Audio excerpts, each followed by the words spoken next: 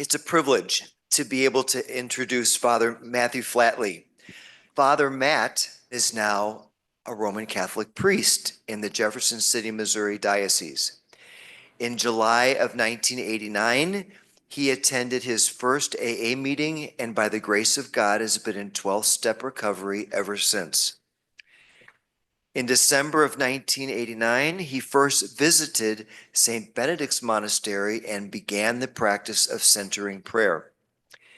He is a 1979 graduate of the Culinary Institute of America in Hyde Park and cooked professionally for many years. Today, he considers himself to be a contemplative cook. Prior to entering the seminary to study for the priesthood, Father Matt lived for 5 years at 2 different Trappist monasteries in Colorado, Snowmass, and in Missouri, Ava. Father Matt is particularly interested in contemplative spirituality and for over 30 years has engaged the daily discipline of centering prayer. Since 1994, he has taught centering prayer and led many retreats and workshops. He is excited to share his passion for centering prayer as an 11-step practice, or as Thomas Keating referred to it, divine therapy. This discipline initiates a healing in the body, mind, and spirit, a sobriety, which is physical, emotional, and spiritual. And in addition to this, I just want to say that I have personally known Father Matthew since the 1980s. And Matthew had a vision, I think even really before Thomas Keating realized it, of bringing the 2 worlds of recovery and the spiritual journey as taught by Thomas Keating together, teaching centering prayer as an 11-step practice. And he had many, many conversations over several years with Thomas Keating and a gentleman by the name of Donald Masters. And really through that vision, I believe, was certainly one of the main reasons we have 12-step outreach today. So with that, I give you Matthew Flatley. God, grant me the serenity to accept the things that I cannot change, the courage to change the things that I can, and the wisdom to know the difference. I kind of like doing that with folks, especially in parishes. They're always shocked because they're like, well, that's a prayer alcoholics pray, but they all know it. So it's like, well, you just said the serenity prayer. And friends, in case some of you may not know the culture of 12-step, John Bradshaw was a fella who had 15 minutes of fame, I think in the 90s maybe. He wrote some wonderful books. He used to have PBS specials. He said that he found the courage after years of isolation and suffering to finally admit to other people the things that he had always kept hidden, the things that he was most ashamed of or felt vulnerable about, things he could never tell anyone else because surely they would reject him. He found the courage to go to a group of strangers and tell them everything. And they all gave him their phone number and said, let's have lunch sometimes. Because I think, and it was a 12-step meeting, I think when we try to put aside the ego and the false self and we're vulnerable, that just draws other people to the warmth and to the love. Howard said some beautiful things about when you are being honest with me and I'm being honest with you, this extraordinary thing happens. I want you to know that I always speak from the heart. So this is demeaning to my ego. But this is too important, this 40th anniversary, because I didn't want to miss anything. Friends, I think that we are all drops of grace, and if we open, an ocean of grace starts to fill us. And our cup overflows, and we start sharing that grace with others. And as Mary Dwyer said today, it doesn't have to be with words. It can just be with our presence. Our cup overflows with this grace. Tomorrow, I will speak more of my experience of Thomas Keating, the parallels of centering prayer and 11th step. That, Jim, you're too generous to me. I was too young. I was 29, so I wasn't a baby, but I didn't have the words to articulate, but I am in my gut. I'm the cowardly lion. I'm in my body. And I knew these two worlds belonged together. I didn't have a vocabulary. Later, I typed up a lot of my observations. But tomorrow, we can speak more about that and my experiences with the great Thomas Keating. But today is my story. I love how that has evolved in this workshop, everybody telling their story. I went to St. Benedict's at 29. I was a private chef by then for a very wealthy family and their corporation. The private chefs have their own support group in Aspen. And I was at an AA meeting, and Mimi said, I go down to the monastery to do the 11th step to learn about it. I had been sober 6 months, I think. And I was thinking, well, which step is the 11th step? Have I done that one yet? And so I went with her the next day, and it changed my life. I was 29, and I went there, and I found a buried treasure that I wanted. I was mesmerized, and I wanted what they had for all of the wrong reasons. I've never done anything in my life for the right reasons. I would say at that point in my life, I had an enormous ego and not a shred of self-esteem. But I wanted what they had. And 10 years later, I went and lived there as a monk.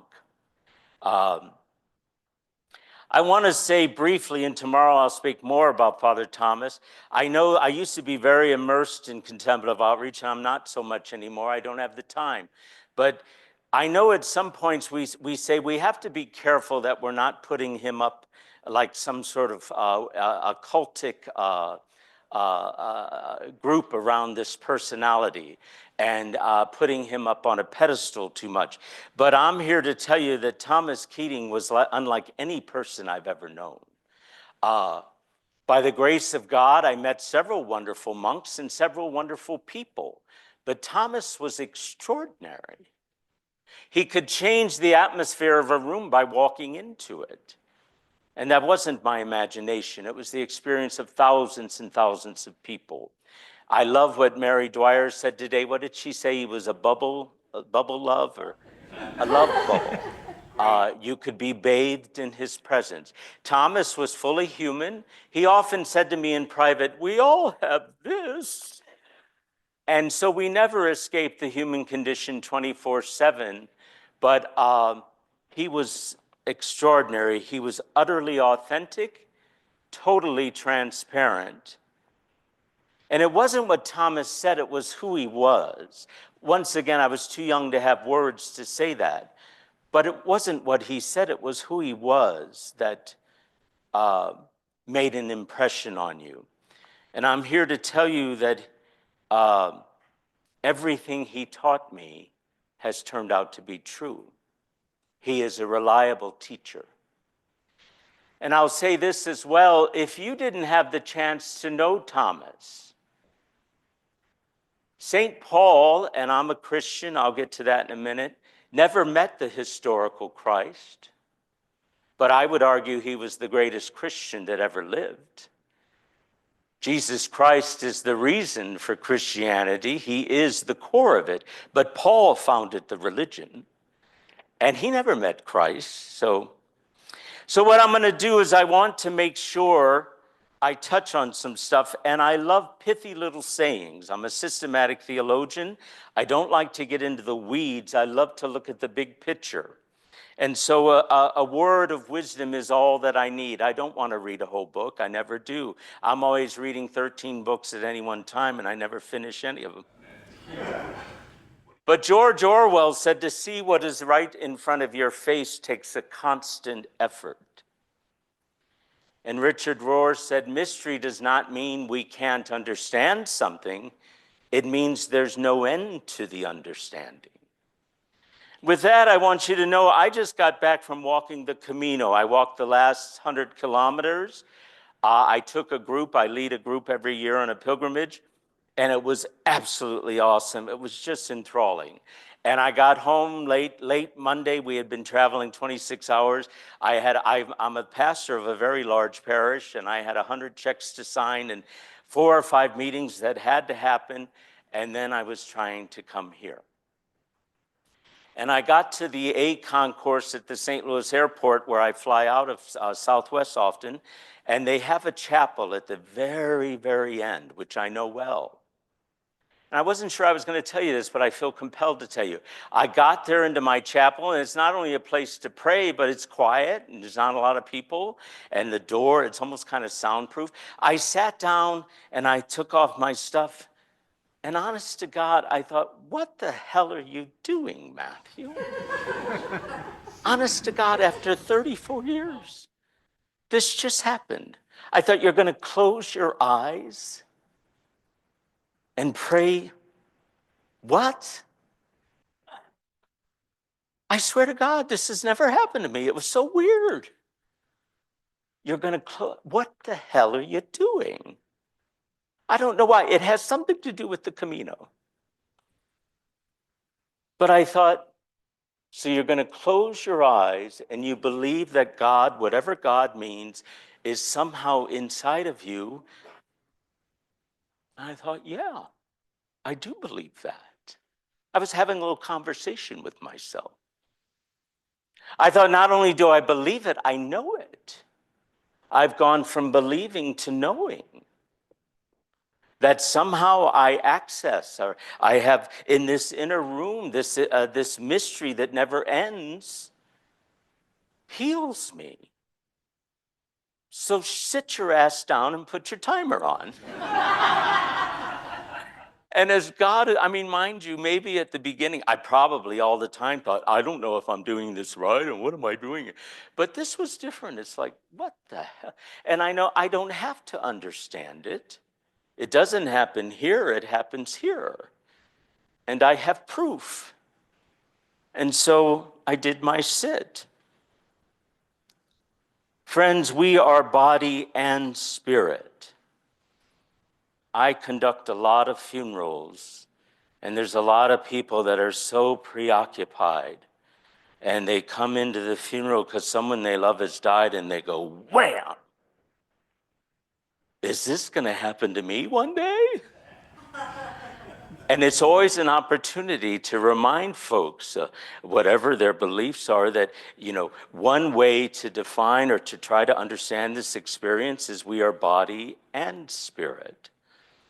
And so, friends, my name is Matt, and I am an alcoholic. I qualify. I am a member of the CIA. I am Catholic, Irish, and alcoholic.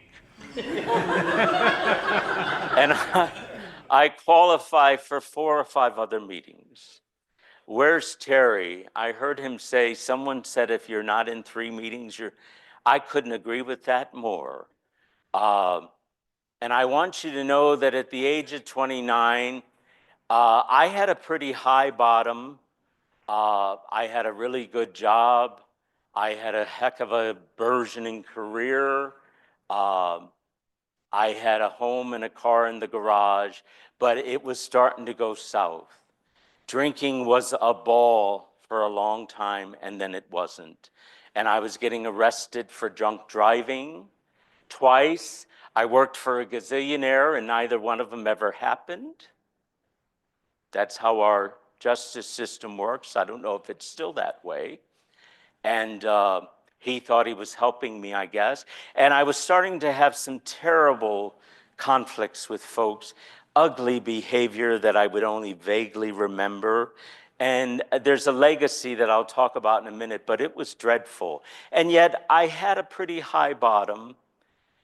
And forgive me if this is not your experience, giving up the booze was very easy. I was at Walgreens and there was a book called Inside Alcoholics Anonymous by Nan Robinson, and I picked it up and read it. That one I did read. And the next day I went to a meeting and I've never had a drink since. 3 and 4 and 5 years later, I was on my knees begging for mercy. Troubles with codependency and failed relationships and food and lust. That's what really got me on my knees. And then I had a little more compassion for the poor souls who couldn't put down the booze. That wasn't my experience. I decided by the grace of God, it was put in front of me to quit drinking, and I was able to do it. Other things broke me. And the thing that I will say is, the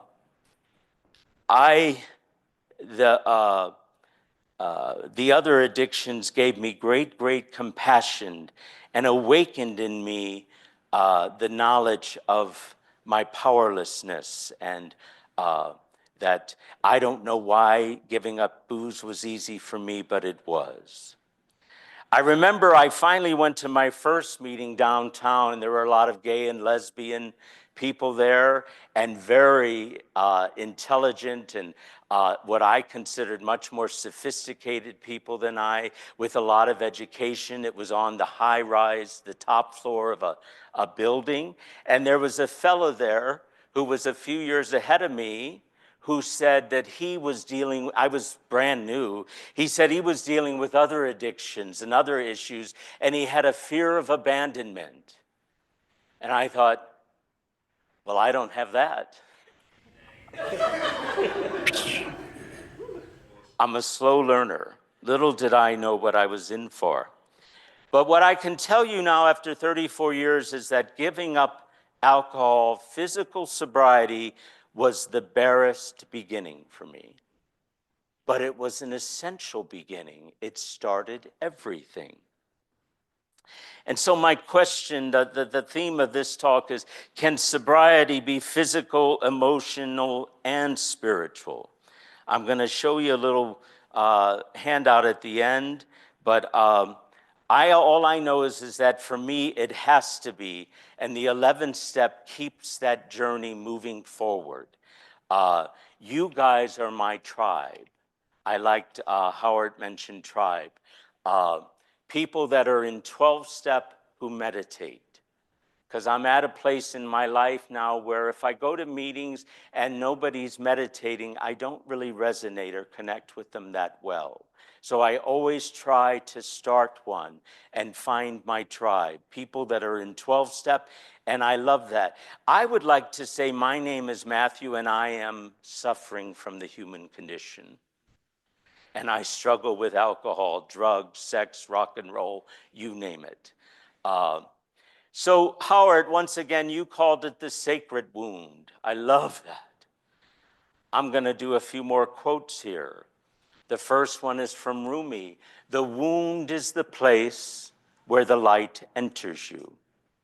I don't know why God's grace works like that, but it's the way it works for me. The wound is the place where the light enters you. And Lady Julian said, first there is the fall, then we recover from the fall. Both are the mercy of God. First there is the fall, and then the recovery. Both are God's mercy. And a wonderful mystical saint called Joel M. said, the issues are in the tissues. I don't know where you heard that, but I heard it from you. So I'm always going to say Joel told me that. So all of these things come to mind as I begin to reminisce about this journey.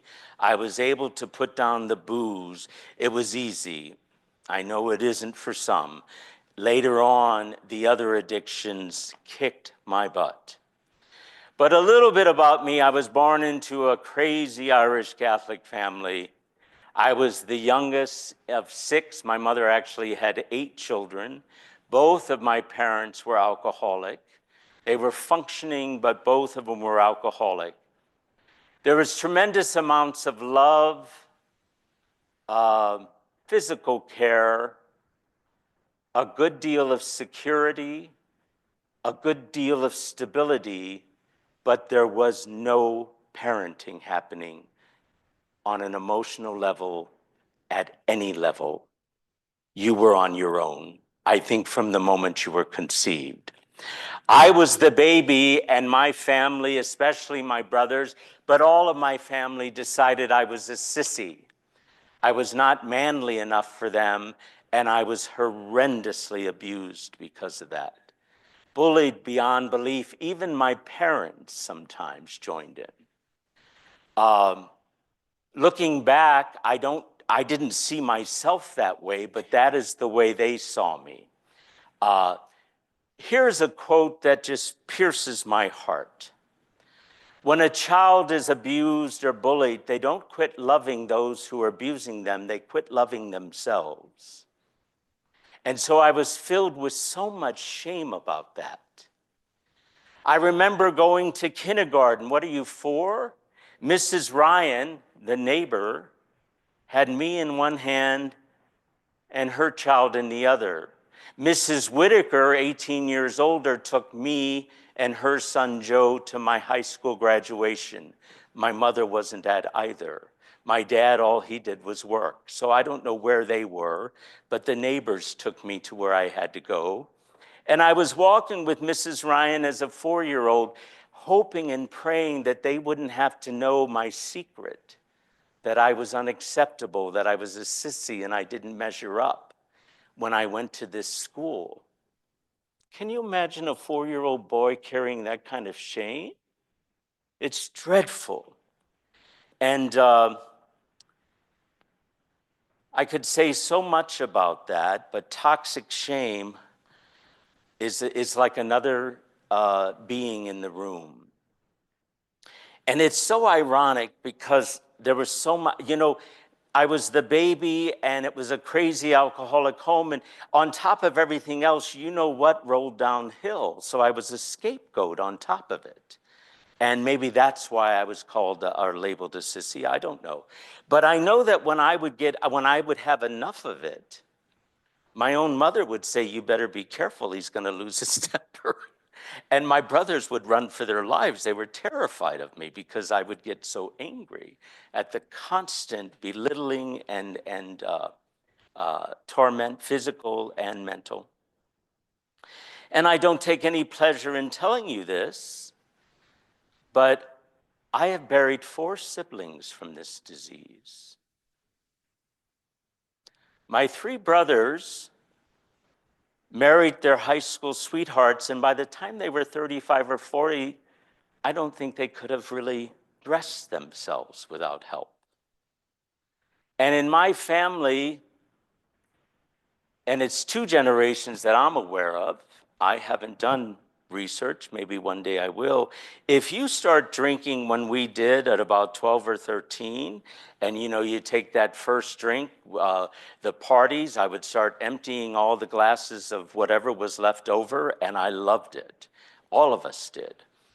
When you start drinking like that, if you don't put it down, you live to be about 50 or 55. There's 2 generations that I am aware of that. All of my 4 siblings that have died either drank themselves to death, 2 of them did, and it was grim. And the other 2, it was peripheral reasons, but it was all related to constant drinking, malnourishment, and all the rest that goes with it. And so these poor souls that considered me unacceptable, and I take no pleasure in saying this, I had more courage in my baby finger than the 3 of them put together. The wound is the place where the grace enters you, where the light enters you.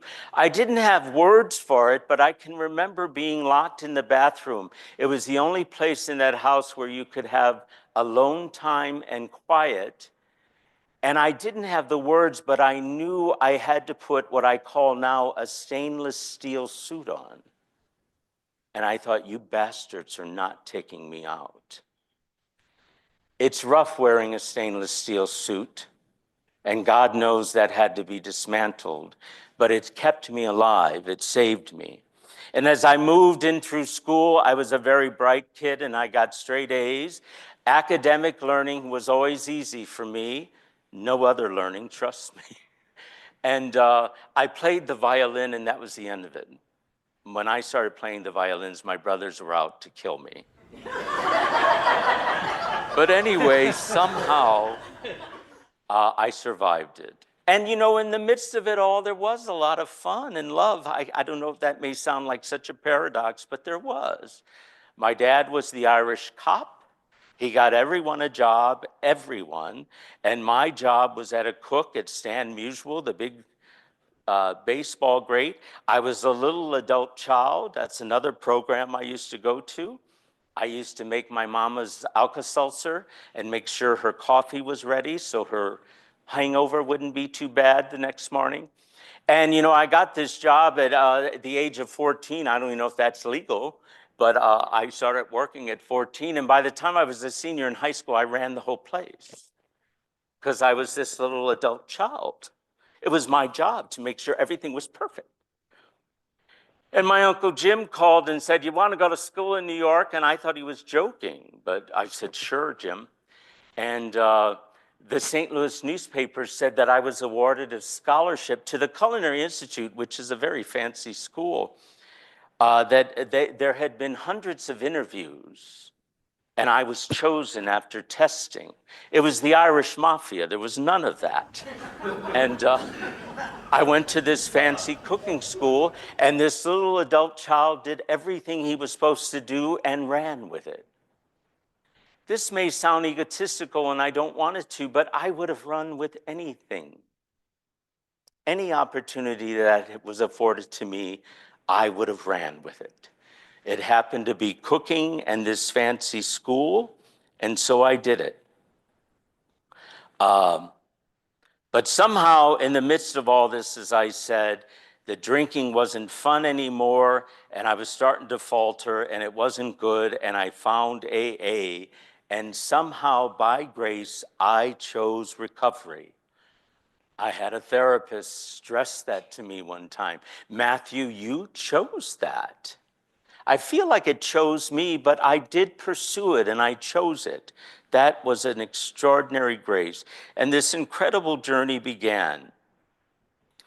Centering prayer became a huge part of it. I was only sober 6 months. So centering prayer was from the very beginning. And I took to it like a duck to water. I had one little cassette that Mimi gave me, the method of centering prayer, and I did it over and over. And then I bought this 18 cassette, remember the big case, and it was Thomas, the Contemplative Journey, and I must have listened to those tapes 1,000 times. I learned by listening. Quick TK story, I'll tell many more tomorrow because I know people love to hear them. I met Thomas for the first time at Snowmass after, and I said, he was as tall as a giraffe and he was very skinny. And I said, "You're this stout little fat man that lives in my head." And he said, "You're thinking of yourself." But thus began this beautiful, beautiful friendship I treasure. Gail said there are hundreds and hundreds and hundreds of people that had those relationships with Thomas, and I had them. I know Pat did. For over 30 years, I met with Thomas. So, I said after a few years, I really hit my knees. I've had many bottoms, and I think that they're just going to continue. But it was in 2-3 years into recovery when I really got into some powerlessness. And but centering prayer was always a part of it. And today, all these years later, when I look back, I think, well, it was this particular setback, or it was this heartache, or it was this, or it was this. You know what it was, brothers and sisters? It was just learning to live life on life's terms. I had no way of knowing how to do that. I didn't know how to deal with heartbreak or disappointment, or because in my family you drank. You didn't face any of that. Life was a party. And so that didn't work anymore. And when I quit drinking, the you know what hit the fan. But all the while, I started going to snowmass a lot. I sometimes worked retreats. I eventually started a catering business, and I could come and go as I wanted. And there was this incredible attraction to a simplicity of life. I had a 10-year conversion. The word conversion is taken from metanoia. It means to turn. And I turned to a new life. It took me 10 years. I wouldn't trust anyone that did that quickly. And I started giving everything away and selling stuff. And all the while my business started growing, and my account was, you got to get a bit more real estate or a second. And I just knew, nope, I'm headed somewhere else. So eventually I shut it all down and went and lived at the monastery. Not once did I ever think, oh, I made a mistake, because I didn't. I knew that this life was over, but I had no idea where the new life was headed. Joe Boyle. Thomas Keating was the guru. He didn't approve of that word, but he was the teacher. Charlie, Micah, William were all, and Theophane, they were all my dear, dear friends and teachers, not like Thomas, but they were teachers as well. Joe Boyle, the abbot of Snowmass, was my spiritual father. There's no other word for it. He was my Abba, and he guided every step of my vocational life. We took weekly walks and met for many, many years. And one time, yesterday, Thomas said on that interview, sometimes you hear a word of wisdom. It's the Holy Spirit speaking. Pat and I had breakfast. Somebody says something, or you even say it, and you're like, where the hell did that come from? Because you know it is eternal truth speaking.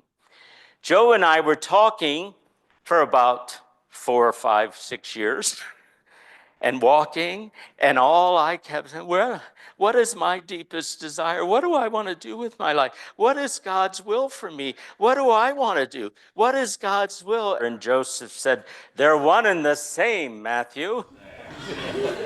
And I almost hit the ground. I'm not kidding. The Spirit of God spoke to me. It truly was a word of wisdom. And did you ever have this experience when you hear eternal divine truth, is what I would call it, and it floors you, it pierces your heart, but at the same moment you think, I've always known that. I just didn't know I knew it. God's will and my deepest desire are one and the same. That brought such comfort to me and incredible inspiration for the next legs of the journey.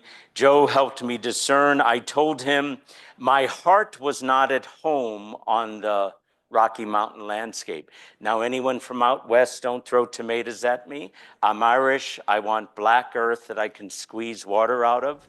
I want lots of green. And it was magnificent beauty, but my soul was not at home on that land. And he said so forlornly, because Joseph wasn't capable of anything but honest truth and love, he said, well, then you can't be a monk here. And by then I had discerned that being in a cloistered order was the most romantic, awesome time of my life, but it wasn't the end. And so I left. Leaving Snowmass was the simplest thing I ever did. Staying away was the hardest thing I ever did. And so what do you do when you're so confused you can't count, and you've spent years meditating and several years in cloisters? You go and bake fruitcakes in Missouri. What else could you do? And so I ended up doing that for quite a while. And Ava was a place for me to transition back into some sort of new life. And I never once thought, oh, I made a mistake, but I wasn't sure where I was going. There's no end to the mystery. But eventually the scales fell from my eyes, and I realized that the diocesan priesthood, and is this being recorded? monks don't have a very high opinion of diocesan priests. And when I told all of them, they said, really? They wanted me to be a Jesuit or a Dominican or something. But it was the perfect choice. I want to, Robert Mater was a monk down in Ava who was very directive. Thomas's great charism was talking to 100 people, one-on-one spiritual direction. Anything you ask Thomas, he would say, well, why would you ask me? I don't know anything. And Robert Mater was directive.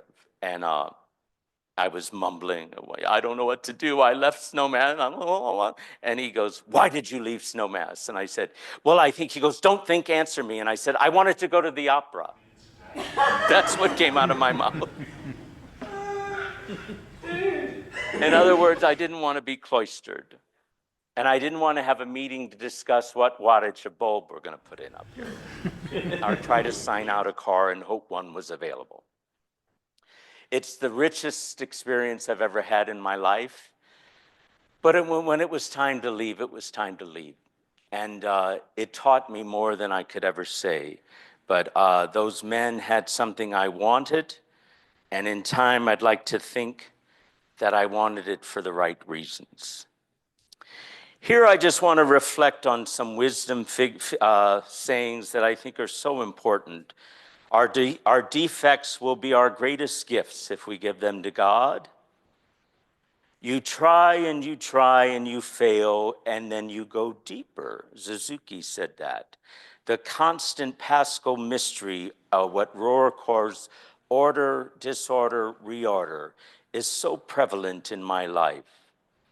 Thomas used to say to me, try less, surrender more, Matthew. I love that. James Finley says, find your practice and practice it.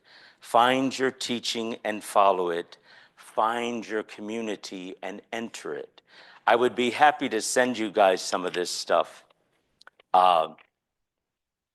Grace fills empty spaces, but it can only enter where there is a void to receive it. And it is grace itself which makes this void. Sit, surrender, consent, welcome, receptivity, that incredibly feminine quality, just waiting on God to be filled. I don't know how it happens, why it happens, but it happens. And then finally, Jonathan Livingston Seagull.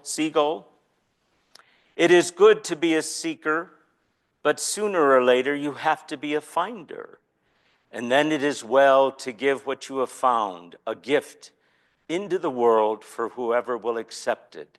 So once again, we're tiny drops being filled with this ocean of grace, filling our cups and overflowing and flowing out to others. So now, if it's okay, I would like to ask Eric to put up a diagram that was originally from Living Flame, and I have putzed with it and changed it many times. And now, just yesterday, I started making notes in light of physical sobriety, emotional sobriety, and spiritual sobriety. Tomorrow, I'll touch on my recollection of Don Masters and Thomas Keating and the first retreat, but it was the book, The Soul of Sponsorship, that got Thomas intrigued by 12-step, and then that article by Bill Wilson about emotional sobriety. So here you see levels of awareness. And friends, I'm here to tell you, and I think this is probably accurate, these little gems that we have now, these treasures, Thomas's gifts, these diagrams, I bet you $10, and Pat would know better than I, Thomas was just doodling sometimes, and they would then become books and so on. But he talks about this paradigm or this construct imagines a human being or our consciousness as a circular thing going into the center. You could imagine it going into the depths or up to the heights. This one is circular. Our ordinary level of awareness, our spiritual level, and then our true self and the divine presence. Of course, The ordinary level is where our 5 physical senses are. The spiritual senses are when the will continues to surrender, and it goes from consent to surrender to transformation. The reason starts to become an intuitive level of our being. So the spiritual senses, and then in the center, that prayer in secret in the inner room. The secret is from everyone, including us. We don't know what's happening in that inner room. In the fruits of the prayer, we can ponder and reflect on it, but while it's happening, it's secret to everyone, including us. For some reason, at the airport a few days ago, I had a new exploration of that. What the hell are you doing, Matthew? You're going to sit down and say, So anyway, so we have the external, internal, pure grace. I love maps that explain the big picture. I would say that Martha was at the ordinary level, Mary at the spiritual level. Lazarus is in the center. Lazarus, the corpse, according to Thomas, chose the best part. The night of sense and the night of spirit. Have you guys seen you've seen these levels of awareness before. Have you seen all of this putzing? Well, I started thinking, I'm going to apply this to sobriety. And I would say at the ordinary level of awareness is where our physical sobriety is happening. At the spiritual level is the emotional sobriety, and then the true self is where that spiritual level of sobriety happens. And I believe that our spiritual sobriety has infinite potential. What else could it have? Because God is infinite, and if you are a faithful Christian who believes the dogma of Christianity, our souls are infinite. And so there's no end to the end of sobriety in that true self. What does that mean? I didn't do a study of the word sober. Has anyone ever done that? That needs to be on my list. I love to study words. What does it mean to be sober? What does sobriety mean? So here, I've always been so touched by this teaching from Thomas. I believe that Howard touched on this today, and I believe that Father Bill was touching on it. Our basic core of goodness is our true self. Its center of gravity is God. Okay, that sounds awesome. But this next line, the acceptance of our basic goodness is a quantum leap in the spiritual journey. Friends, I think that's so poignant for me because this little boy in me, even after all these years of recovery and divine therapy, will say, yeah, but Matthew, you are defective because you were a sissy. And I think, maybe I was a beautiful, beautiful child of God that was precious in the eyes of God and should have been precious in the eyes of everyone. Can't you be precious in your own eyes, Matthew? Can you love that little boy and save him and rescue him?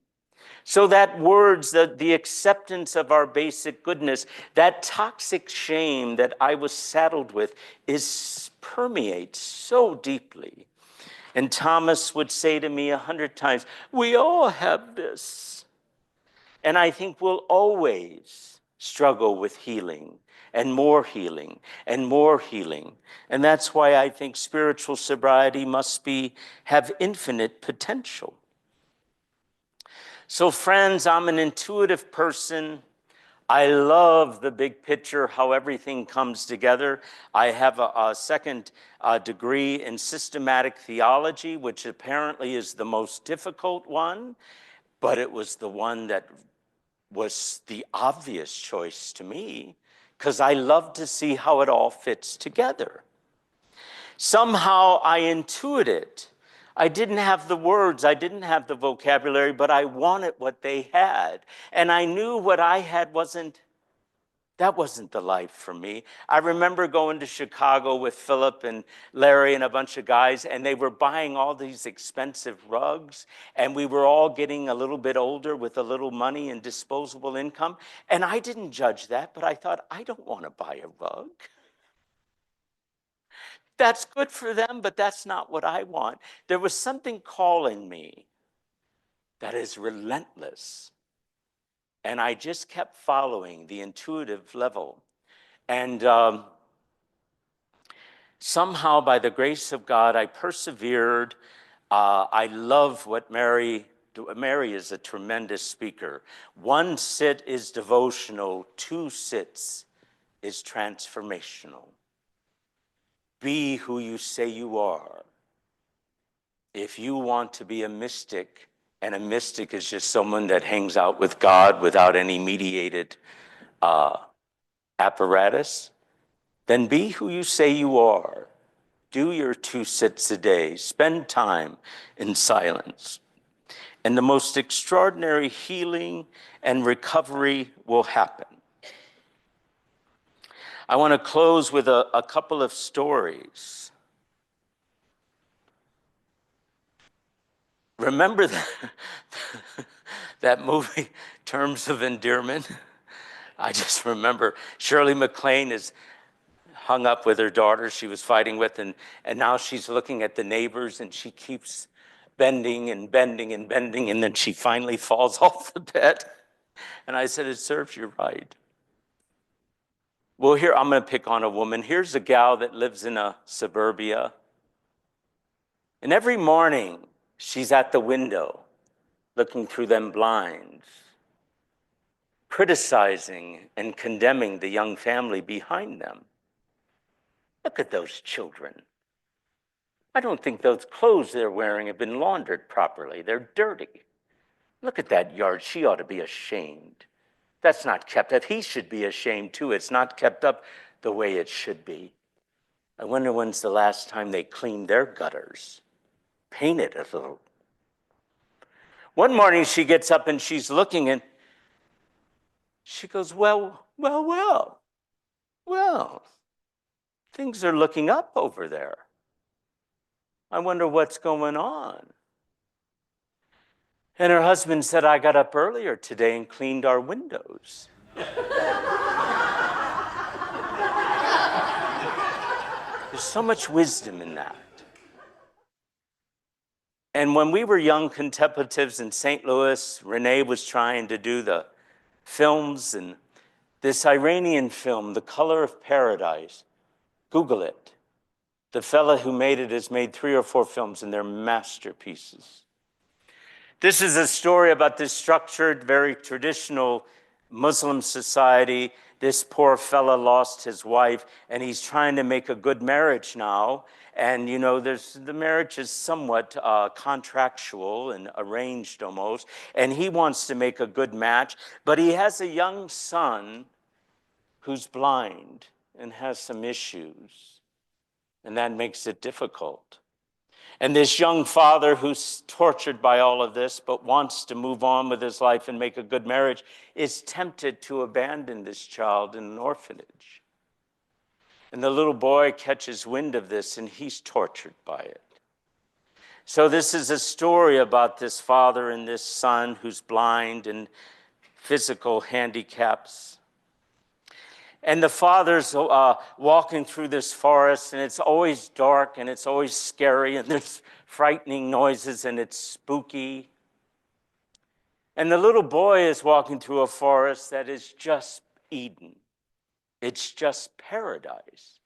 The sun is always filtering through the trees, and he can feel it, the warmth of it on his body. He loves to hear the sounds of all the birds and the crickets and such. When the grasshoppers hop on him, he loves how it feels. Friends, they're walking through the same forest.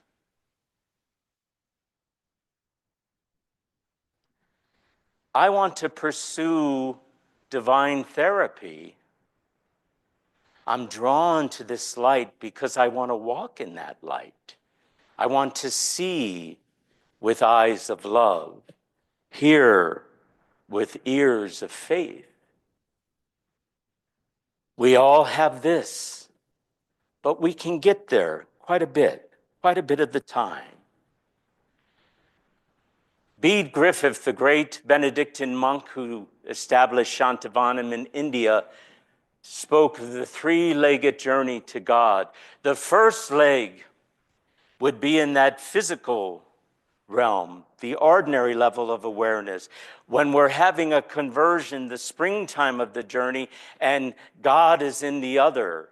Everywhere we go, we start to see God in the leaves and in the grass and in the smiles. And it's so pleasing to our physical senses, God in the other. It's the springtime. But then a monumental shift has to happen. The babe has to go on solid food. And then you start to realize that the other is in God.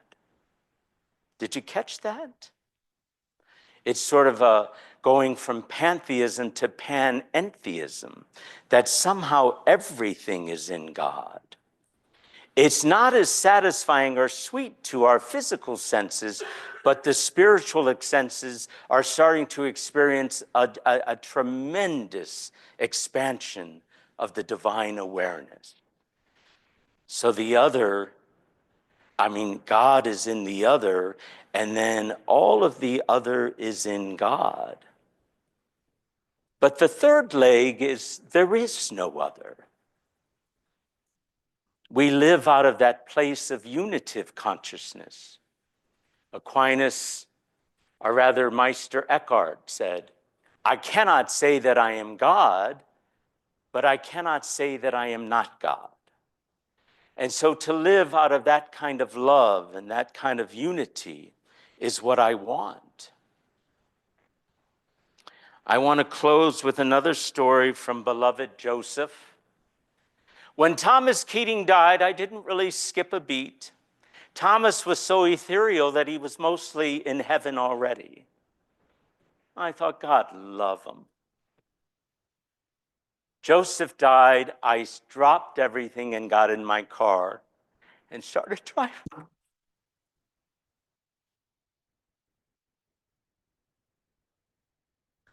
When I got to the chapel, I just wept and wept and wept and wept and wept. And I recalled the last time I saw Joseph, he was dying. I couldn't see it.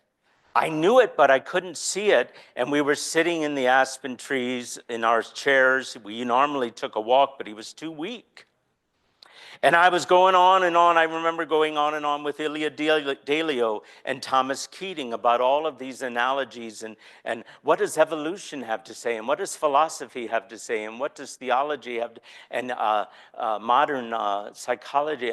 You could do this and you could do this. And Joseph said, or you could choose love.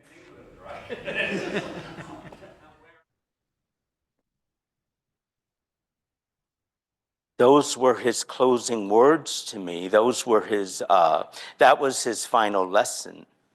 And I guess I do all of this, and I don't know why I do what I do, but I just follow my gut. I do this because I want to choose love and to live out of that love. What did Mary call Thomas?